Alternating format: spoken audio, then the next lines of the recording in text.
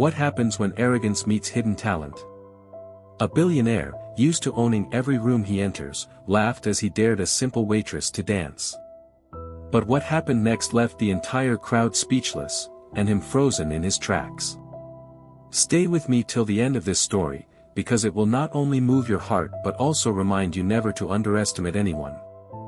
And before we begin, don't forget to like this video and subscribe to Goodness Corner for more inspiring stories that touch the soul. The grand ballroom glittered with chandeliers that dripped light like liquid gold. It was the night of the charity gala, where the city's elite gathered not only to flaunt their wealth but to bask in admiration. Among them was Alexander Kane, the billionaire whose name was whispered with awe and envy alike. He was tall, striking, and carried an air of untouchable arrogance, the kind that made everyone around him feel small, whether he intended it or not. For him, life was a game, and people were merely pieces on his board. Tonight was no different. He had already made his grand entrance, shaking hands with politicians, exchanging smirks with rival tycoons, and sipping his wine like the king of a private kingdom.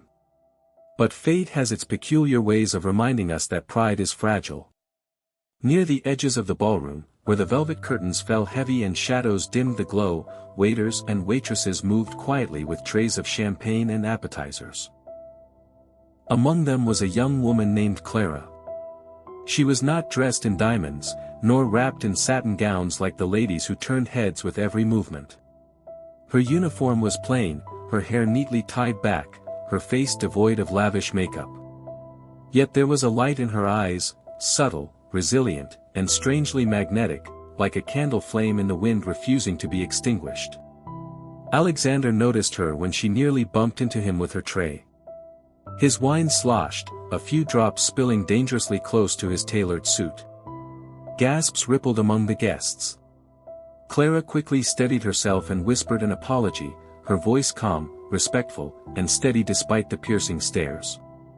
Something about her composure irritated Alexander. No trembling, no groveling, she simply moved on with dignity. And that, in his world, was unusual. Moments later, as the orchestra struck a lively tune and couples began swirling across the floor, Alexander leaned back in his chair, surrounded by his circle of admirers. His eyes landed on Clara again as she moved across the hall, her steps graceful despite carrying a heavy tray.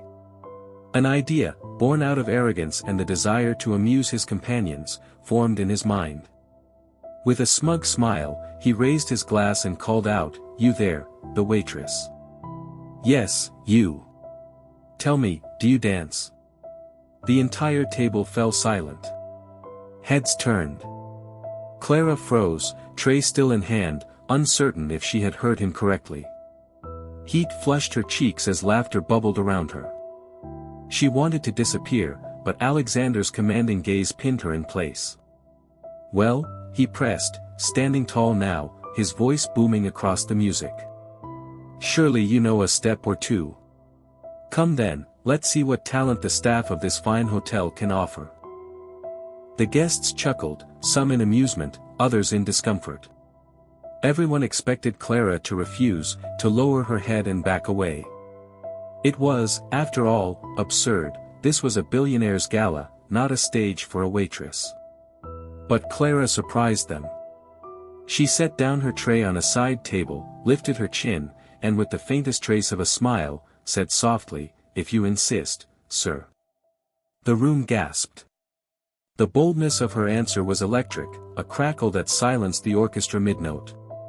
Alexander arched an eyebrow, intrigued. He had expected fear, not courage. He offered his hand mockingly, and Clara placed hers in his without hesitation. Together they stepped onto the polished dance floor under the chandelier's glow. At first, Alexander led with dramatic flourishes, confident that he would outshine her. He moved with practiced skill. After all, he had been trained in the finest ballrooms, partnered with professional dancers, and dazzled countless women with his charm. He thought this would be no different. A quick dance, a little show, and everyone would laugh at the waitress who dared share the stage with him. But then something shifted. The music swelled, and Clara's steps began to speak. She moved not with the stiffness of someone trying to keep up, but with the ease of someone born to rhythm. Her body flowed with the music, her turns precise yet effortless, her gaze steady and unafraid. In that moment, the ballroom no longer saw a waitress, they saw an artist. Whispers spread like wildfire. The crowd leaned closer, their eyes widening with every move. Alexander, for the first time in years, felt himself falter. He tried to lead, but Clara anticipated his steps, twirling just beyond his control, moving with a confidence that stole the spotlight from him. Her every gesture told a story of strength, of nights spent unseen, of a soul that refused to bow down no matter how invisible the world tried to make her. By now, the guests were no longer laughing. They were mesmerized. The orchestra, catching the fire in her movements, played with renewed passion, their strings and notes chasing her across the floor. Alexander's smugness melted, replaced by something unfamiliar, nervousness. He realized, painfully, that he was no longer the star of this spectacle. The billionaire, the man who commanded boardrooms and governments, froze on the floor as Clara spun with the elegance of someone who had found her true stage. He struggled to keep up, missing steps, his rhythm faltering. The crowd began to murmur, admiration for Clara, disbelief for him. The mockery had reversed. For the first time in his life, Alexander Kane knew what it felt like to be overshadowed. And it terrified him. When the music reached its climax, Clara ended with a breathtaking turn and a graceful bow. The room erupted into thunderous applause, cheers echoing off the marble walls. She stood tall, her chest heaving, her eyes bright, while Alexander stood beside her, stiff and shaken, his pride shattered. Clara quietly stepped back, retrieved her tray, and returned to her duties as though nothing had happened. But the guests would not forget. The billionaire had dared the waitress to dance, and she had stolen not just the spotlight, but the very air in the room. And friends, if this story has already captured your heart, imagine what lies ahead in Chapter 2. Don't forget to hit that like button and subscribe to Goodness Corner, because stories like these remind us that true worth has nothing to do with wealth or power, it lives in the courage to rise when least expected. The applause still echoed in Alexander Kane's ears long after the orchestra had stopped playing. He had stood frozen on that marble floor, his carefully cultivated image cracking before the very eyes of his peers. For years, he had been untouchable, the man who dictated the terms of every room he entered. But tonight, in front of politicians, actors, business magnates, and socialites, he had been humbled, not by a rival, not by a CEO, but by a waitress. He sat down heavily, his glass of wine trembling in his hand, his eyes unwillingly drawn to Clara as she quietly moved among the guests once more. She seemed utterly unfazed by what had just happened, as though it had been the most ordinary thing in the world. That composure only unsettled him further. But the crowd had changed. Where once the spotlight belonged to him, it now followed her. Guests whispered not about Alexander's fortune, but about Clara's astonishing grace. Some approached her shyly, thanking her for the performance. Others watched in admiration, wondering who she was and how she had learned to dance like that. Alexander's pride burned hotter with every passing moment, but alongside that fire flickered something else, curiosity. When the gala drew to a close, Alexander found himself waiting near the service exit. The cool night air bit at his skin, but he stayed, determined. At last, Clara stepped outside, her shift complete, her uniform coat wrapped tightly around her. She looked startled to find him there, leaning against his sleek black car, his usual aura of confidence dimmed but not extinguished. "You shouldn't sneak up on people like that," she said calmly, adjusting her bag over her shoulder. Alexander gave a strained smile. "You shouldn't outshine billionaires on the dance floor, but here we are." She tilted her head, neither intimidated nor impressed. "You dared me. I only accepted." Her words cut through his pride like glass. He had meant it as a game, a spectacle for others to laugh at. Yet she had turned the tables, showing a strength that unsettled him. For the first time in years, Alexander didn't know what to say. He searched her face, trying to understand her, and finally asked, "Where did you learn to dance like that?"